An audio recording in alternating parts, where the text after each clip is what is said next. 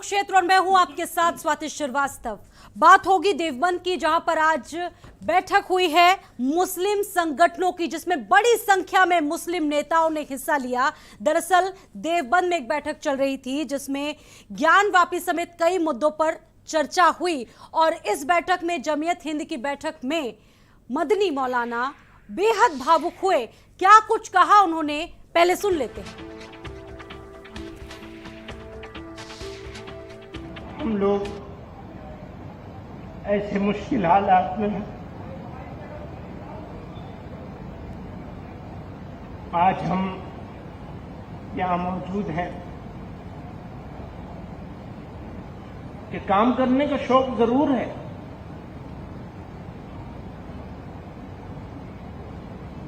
लेकिन बड़ों का साया इस तरह उठ जाएगा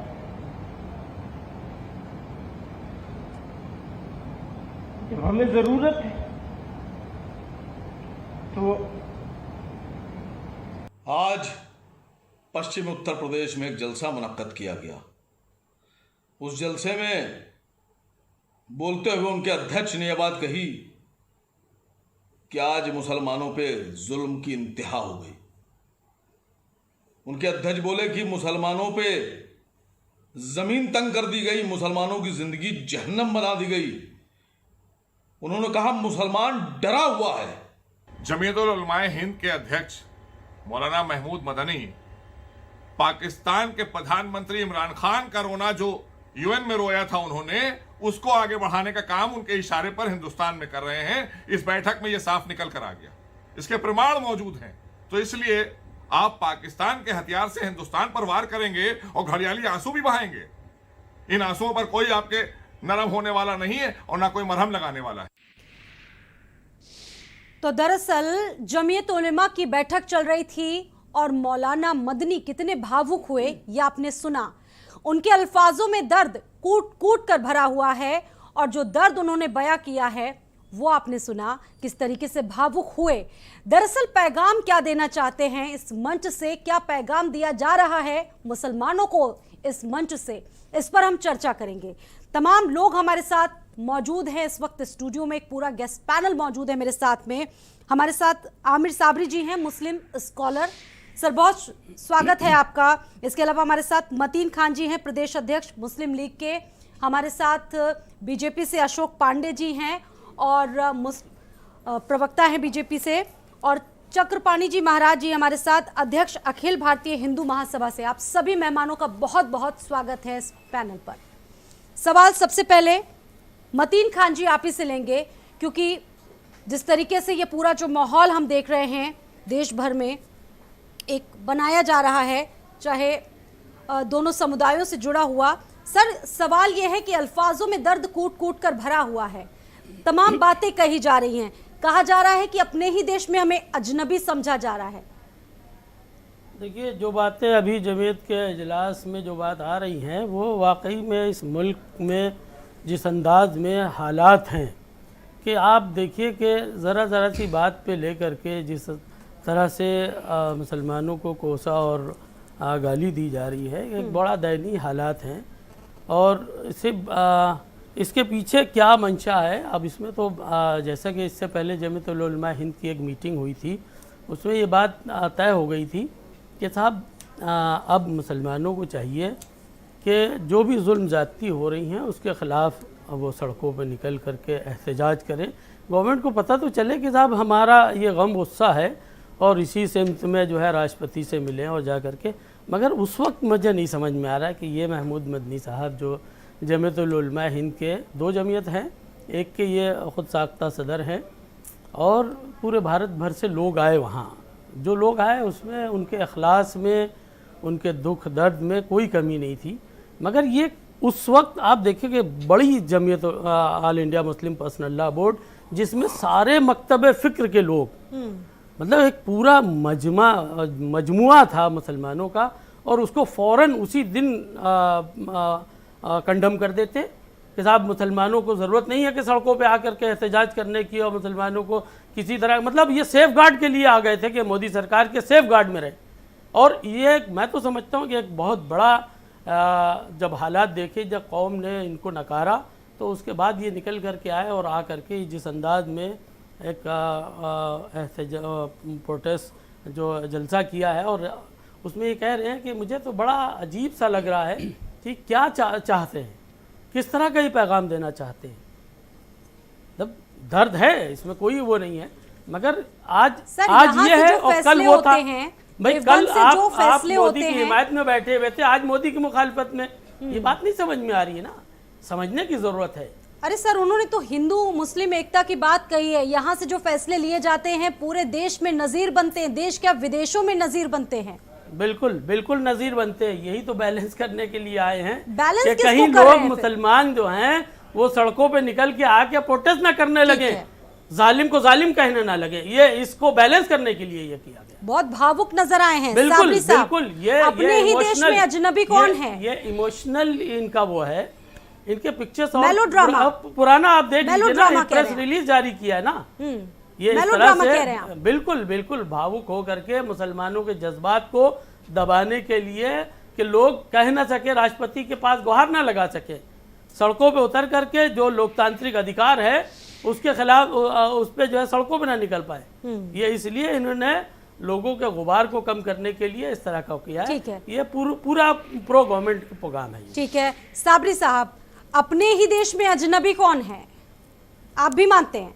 नहीं स्वाति श्रीवास्तव जी, पहले तो मैं आपका शुक्रिया अदा करता हूँ कि आपने इस बहस का मुझको हिस्सा बनाया, भारत समाचार का विशेष तौर से। देखिए, जमीयतुल उलमा का जहाँ तक मामला है, तो जब देश आज़ाद हुआ और जब इस कौम को बहुत ज़्यादा आवश्यकता थी नेतृत्व की, उस टाइम जमीयतुल उलमा ने हाथ खड़े कर दिए थे। ये तो एक कड़वा सच है, पूरा देश नहीं पूरा विश्व जानता है। और जहाँ तक महमूद मदनी के किरदार और भूमिका का जहाँ तक सवाल है, तो मैं जानता हूँ कि जब माननीय हमारे प्रधानमंत्री जी मोदी जी गुजरात के मुख्यमंत्री हुआ करते थे, तो ये वहाँ गेस्ट बनकर जाते थे। तो कुल मिलाकर के ये जमीयतुल उलमा का हमेशा किरदार ये रहा है, भूमिका रही है कि ये सरकार की जेबी और तनख्वाहिया तंजीम रही है, इसमें तो कोई दोराई नहीं है। हाँ, लेकिन उसके बरक्स एक बड़ी बात यह है और बड़ा काम ये करा उन्होंने कि एक सार्थक पहल भी है। जैसा कि हमने सुना था कि उन्होंने ये पहल बैठक कर रहे हैं देश की अखंडता के लिए, देश की एकता के लिए, देश के सांप्रदायिक सद्भाव के लिए। अगर वास्तव में वो उन्हें ये करना था, तो ये फिर भावुक होकर के रोने वाली सूरत दिखा करके माननीय मोदी जी की तरह कि जब कोई संकट पड़ा कौम के ऊपर, आके रो दिए पर्दे के ऊपर और कौम ने वो बना लिया। तो इसी तरीके से मुझे लगता है कि कुल माननीय मोदी जी की सुन्नत को अदा करा है हमारे माननीय महमूद मदनी साहब ने, कि बिल्कुल भावुक होकर के कौम को, हालांकि सच ये कौम डरी कतई नहीं है स्वाति जी, ये आप इस पर समझ लीजिए, लेकिन हाँ कौम में आक्रोश जरूर है, एक ज्वाला जरूर भरा हुआ है जो फट सकता है किसी भी कीमत पर, और कभी भी फट सकता है, किसी दिन भी फट सकता है। वो इसलिए कि जरूरत से ज्यादा किसी को जब टारगेट बनाया जाए, देखिए एक बड़ी फितरत है, इंसानी फितरत भी, इंसानी नहीं बल्कि हर चीज की एक फितरत हुआ करती है। जैसे कि गेंद है, गेंद को जितना जमीन पर कस के मारेंगे उतनी ही तेज उछलेगी। तो आप ये समझ लीजिए कि जिस कौम को जितना दबाया जाएगा वो कौम उतनी ही उछल करके सामने आएगी, ये आप इस पर समझ लीजिए। ठीक है, अशोक पांडे जी, तमाम बातें कही हैं मौलाना जी ने और कहा है कि हमारे ही देश में हमको अजनबी समझा जा रहा है। सरकार इस तरीके की जो बातें कर रही है, सरकार पर सीधे सीधे सवाल उठाए उन्होंने और कहा है कि तमाम ऐसे मुद्दे हैं देश में जो चल रहे हैं, सीधा सीधा एक समुदाय को टारगेट बनाने की कोशिश की जा रही है। वो नफरत कर सकते, लेकिन हम नफरत से जवाब नहीं देंगे। देखिए, आपको बता दें कि यह तुलसी कबीर का देश है, रसखान रहीम का देश है। इस देश में इस तरह का अनलगल प्रलाप करने वाले लोग हंसी के पात्र हो जाते हैं। इनको क्या पता कि आज़ादी की लड़ाई में अगर भगत सिंह थे तो अशफाकुल्लाह भी थे, अब्दुल हमीद ने पाकिस्तान के अनेक पैटर्न टैंक तोड़ा था। ये वही मुसलमान बंधु हैं जो लोग इस मुल्क के अंदर एक सौहार्दपूर्ण वातावरण में गंगा जमनी संस्कृति में रहते हैं। पाकिस्तान में तो मुजाहिद कहे जाते हैं, मुस्लिम राष्ट्रों में इन्हें बड़े हे निगाह से देखा जाता है। कौन सा काम भारतीय जनता पार्टी की सरकार ने ऐसा किया कि नफरत हो गई? हमने जनधन योजना में क्या हिंदू मुसलमान किया? सर, सवाल उठ रहा है कि आपकी सरकार में इनको न्याय नहीं मिल रहा है, न्याय क्यों नहीं दे पा रहे हैं आप? विश्वास क्यों नहीं कायम कर पा रहे हैं एक आबादी के प्रति अपना? बिल्कुल विश्वास हमने कायम किया है। सबसे ज्यादा आयुष्मान योजना का फायदा हमारे गरीब मुस्लिम भाई लेते हैं। सबसे ज्यादा उज्ज्वला योजना का फायदा मुस्लिम भाई लेते हैं। गरीब मुस्लिम को मकान हम देते हैं। 80 करोड़ भारत को कोरोना संक्रमण काल में हम जब अन्न दे रहे थे तो हिंदू मुसलमान नहीं देख रहे थे। 80 करोड़ का आंकड़ा कहां से आ गया? लगा रहे थे 90 करोड़ तो पूरी हिंदू हिंदू मुसलमान आबादी है। नहीं देख रहे थे। सर, उन्होंने बहुत भावुक होकर बात कही है, दुख का समय कहा है, और ये जो चल रहा है इसे कहा है कि दुख के समय में मुसलमान धैर्य बनाए रखें। देखिए, ये अशोक जी से मैं एक तरह सवाल भड़काने करना का चाहता हूँ खूब अशोक प्रयास जी से। है। अशोक इस जी से एक देश सवाल में करना कौन चाहता सा हूँ, ऐसा इजाजत काम है स्वाति जी? इस देश में ठीक है सर, एक सवाल करना चाह रहे हैं साबरी जी, अशोक पांडे जी। देखिए, हम भारतीय जनता पार्टी के किसी भी भूमिका पर और सरकार पर सवाल नहीं उठाते। सवाल इस बात का बनता है और जायज सवाल है कि जब सरकार बढ़िया चल रही थी तो ये अराजकता क्यों फैली? बड़ा सवाल ये है। ये जो सांप्रदायिकता के नाम पर अराजकता फैलाई जा रही है, इस पर सरकार का इकबाल क्या खत्म नहीं हो रहा है? सरकार का इकबाल कहां गया? सरकार को नहीं रोकना चाहिए था। बढ़िया सरकार चल रही थी, मुस्लिम वोट भी आपको मिला है, सारे भारतीय जनता पार्टी के नेता जानते हैं। और मुस्लिम महिलाओं का बखान किया जाता है कि उन्होंने 3 तलाक के नाम पर वोट दिया आपको, उसके बावजूद भी आपका रवैया देश की अखंडता को तार तार करने का अब तक रहा है। वो आखिर ऐसा ठीक क्यों है, अशोक जी इस पर जवाब दे रहे हैं। जब सर वोट ले लिया आपने तो आप दोनों पक्षों को साथ लेकर क्यों नहीं चल रहे थे? मानना है, देखिए, हम दोनों पक्षों को साथ लेके चल रहे हैं। हम तो उज्ज्वला योजना में हिंदू मुसलमान नहीं देखे, आयुष्मान योजना। अरे भाई, उज्ज्वला योजना कहां से आ गई? यहाँ तो सांप्रदायिकता की बात हो रही है अशोक जी।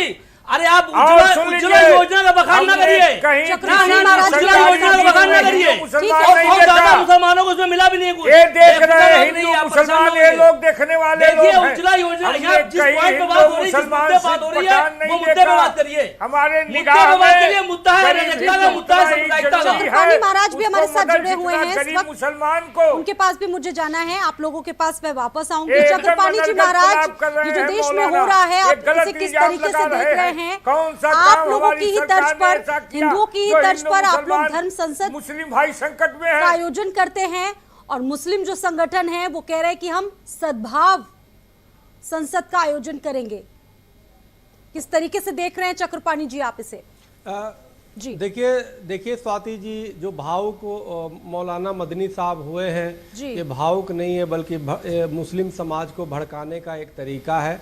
वो भावुक होकर के लोगों को ये कह रहे हैं कि हमें सताया जा रहा है, हमें उत्पीड़ित की जा रही है। आप बताइए, एक बार अगर भावुक इस बात पे हुए होते कि राम मंदिर जो राम जी की शोभा यात्रा निकल रही थी रामनवमी के दिन, उस पे ईंटा पत्थर मारे गए, उस पे लिए भावुक हुए होते। एक जो सद्भावना बिगाड़ा, एक बार भावुक इसलिए हुए होते कम से कम कि जो हनुमान जयंती पे जो दिल्ली में ईंटा पत्थर मस्जिदों से चलाई गई।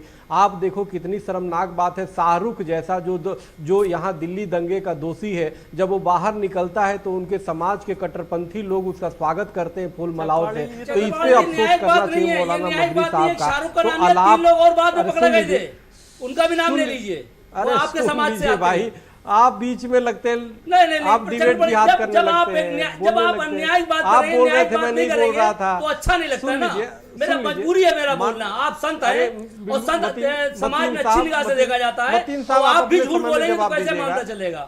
आप एक शाहरुख का नाम ले रहे हैं, 4 बाद में हिंदू भी पकड़े गए थे जो आपके समाज से आते हैं, वो भी गोली चलाते हुए पकड़े गए थे। मतीन साहब बात सुन लीजिए, सवाल ये है, देखिए विषय आपने विषय मौलाना मदनी साहब की भावुकता पे हो रही है, तो भावुकता नहीं है, घड़ियाली आंसू है जो न हिंदू के लिए न मुस्लिम के लिए ये वो है, न देश के हित में है। मोदी जी के बारे में आप क्या कहेंगे? वो घड़ियाली आंसू बात करें कभी-कभी तो पर्दे पर आ करके। मूल विषय ये है, अरे रुकिए भाई, मूल विषय ये है कि ये चाहते हैं कि देश को बदनाम करें। ये अपनी संपैथी लेकर के संपैथी कार्ड खेल रहे हैं और ये पीड़ित होने का एक ड्रामा कर रहे हैं। और जिन जिन देशों में इस्लामिक आतंकवाद बढ़ा है, इसी तरह से बढ़ा है, वो जानबूझ करके अपने को पीड़ित महसूस करते हैं और दिखाते हैं कि हम पे देखो कितना अत्याचार हो रहा है, कितना। ये बताओ, राम मंदिर बन रहा है, उसे इनको अत्याचार हो गया? वो माननीय सर्वोच्च न्यायालय ने निर्णय दिया, ज्ञानवापी का भी माननीय कोर्ट में है और कृष्ण जन्मभूमि का भी कोर्ट में है। क्या कोर्ट से कोई चीज निर्णय लेना इन पे अत्याचार हो गया? तो ये कहीं ना कहीं ये कट्टरपंथी सोच के लोगों को बल देने वाले नेता है मौलाना मदनी साहब जैसे लोग, और ये जानबूझ करके जो आंसू बह रहे हैं ये आंसू नहीं बस ये घड़ियालू आंसू है, और ये जानबूझ करके चाहते हैं कि देश के हालात को जो है और तनावपूर्ण किया जाए। तो इसलिए हमारी तो मांग है कि ऐसे लोगों की बिल्कुल जांच की जाने की आवश्यकता है, नहीं तो ये निश्चित रूप से ये देश की ताना बाना बिगाड़ने के लिए ये अलग अलग तरीके से लोग लगे हुए हैं और बहुत ही दुर्भाग्यपूर्ण है। महमूद मदनी बोल रहे हैं। अरे मुसलमान का आक्रोश किस लिए है भाई, मैं ये पूछना चाहता हूँ ना। जिस देश में अभी हमारे बीजेपी के नेता गिना रहे थे, हर आपको सुख सुविधाएं मिल रही है और इसी के लिए आपने हमारे साथ जुड़े हैं, पहले उनका रिएक्शन ले लेते हैं छोटा सा, फिर आप लोगों के पास वापस आएंगे। ये विक्टिम कार्ड खेलना बिल्कुल ठीक नहीं है। डॉक्टर पवन राव अम्बेडकर जी, आज जिस तरीके से दर्द दिखा है इस महफिल में, सभा में कहा गया है कि हमारे देश में अजनबी हमें समझा जाता है, अब तो राह चलना मुसलमानों का मुश्किल हो गया है। आप कितना इत्तेफाक रखते हैं? हालांकि ओवैसी साहब भी बार बार इस तरह की बातें कह चुके हैं, क्या आपको भी डर लगता है? स्वाति जी, हमें डर नहीं लगता है, ना हम डरते हैं और न डरने का काम करते हैं, न डराते हैं। हम इस देश में भारतीय संविधान की और कानून की बात करते हैं। मदनी साहब की अगर हम बात करें ना, तो मदनी साहब के लिए एक लाइन मैं कहना चाहूंगा, बड़ी देर कर दी हुजूर आते आते। क्या बात है, इतना वक्त लग गया, इतना वक्त लग गया, हिजाब के नाम पर, हलाल के नाम पर, अजान के नाम पर, लाउड स्पीकर के नाम पर इतना बवाल हो गया, और मदनी साहब कहां चले गए? मदनी साहब कहां चले गए? आज किससे डर रहे हैं? आज किससे डर रहे हैं? हम पिछले 4 महीनों से लगातार कह रहे हैं लाउड स्पीकर को आप जायज मानते हैं क्या? देश में आप चाहते हैं कि लाउड स्पीकर से लोग चिल्लाते रहे? तो फिर कथाएं जो होती है इसमें बंद करा दिए, लाउड स्पीकर जो डीजे बनते हैं, जो जाते हैं कांवड़िए, बंद करा दिए। पहली जिम्मेदारी आपकी, आप हमारे बड़े भाई हैं। मतीन खान जी, सबसे पहले आप आगे आइए, स्वागत है आपका, पहले उतार देंगे, डीजे उतार देंगे, नहीं होता है, हमें कोई परेशानी नहीं है, हमारा समय निर्धारित है, उसी समय पे नमाज के लिए जाते हैं, ताकि इस देश के लोकतंत्र को बचाया। लेकिन आप बताइए, आप कांवड़िए में डीजे बजाते बंद करिए, लोगों को दिल की बीमारी हो जाती है, लोगों को अटैक पड़ जाते हैं, बहुत बड़ी घटना हो चुकी है। आप लोगों को निष्पक्ष बात करनी चाहिए, अपनी यही उम्मीद मैं आपसे भी करता हूँ। जिस प्रकार से आप लोग इस तरह की विचार रखते हैं, तो मुस्लिम तुष्टीकरण की एक पराकाष्ठा है। पवन जी, आप मुस्लिम तुष्टीकरण की पराकाष्ठा आपको कर जाते हैं, ये बहुत ही दुर्भाग्यपूर्ण है। आप सत्य नहीं बोलते हैं, आप लोग सत्य का सहारा लेते हैं, आप लोग कहीं न कहीं देश में चाहते हैं कि तनाव हो, आप सरकार से लड़ते लड़ते आप लोग देश से लड़ने लगे। आप कहीं न कहीं सामाजिक जो राष्ट्रीय समस्या है, आप बताओ उसकी समस्या, उसका समर्थन कर रहे हैं लाउड स्पीकर का। एक कितनी दुर्भाग्य की बात है पवन जी कि आप जैसे व्यक्ति जो संविधान की बात करता है, वही असंवैधानिक कार्य को, वही असंवैधानिक सांस ले लीजिए, सांस ले लीजिए, फूलने लगेगी सांस, लगातार इस ये बहुत दुर्भाग्यपूर्ण है। थोड़ी सांस ले लीजिए, थोड़ी प्लीज सांस ले लीजिए। संविधान पे आप कहते हैं कि विश्वास करते हैं, लेकिन इस तरह से आप संवैधानिक बात करते हैं।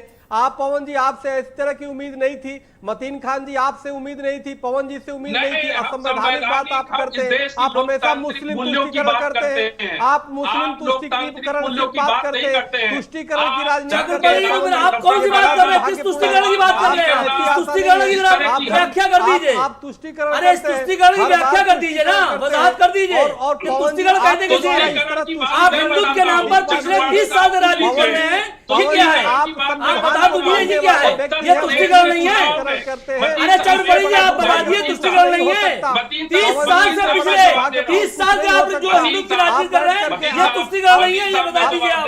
आप कौन सी बात कर रहे हैं? कौन से समाज में रह रहे हैं आप? कर रहे हैं, लेकिन हम आप संत होने के बाद इस तरीके की बात करेंगे? नहीं करते। अरे भाई, हम तो सामाजिक आदमी हैं, आप संत हो रहे हैं, आप समाज में अच्छी निगाहों से ले जाते हैं, सर्वोच्च निगाहों से ले जाते हैं, आप सबसे ऊपर हैं। लोग रावण की तरह लड़ रहे हो। अरे एक एक व्यक्ति अपनी बात करें, आप किस तरीके से आप लोग बात एक एक व्यक्ति अपनी बात लीजिए। आप लोग यहाँ पे सुन लीजिए, आप लोग यहाँ पर लड़ने के लिए नहीं बैठे हैं, डिबेट में हेल्दी चर्चा करने के लिए बैठे हैं, ठीक है?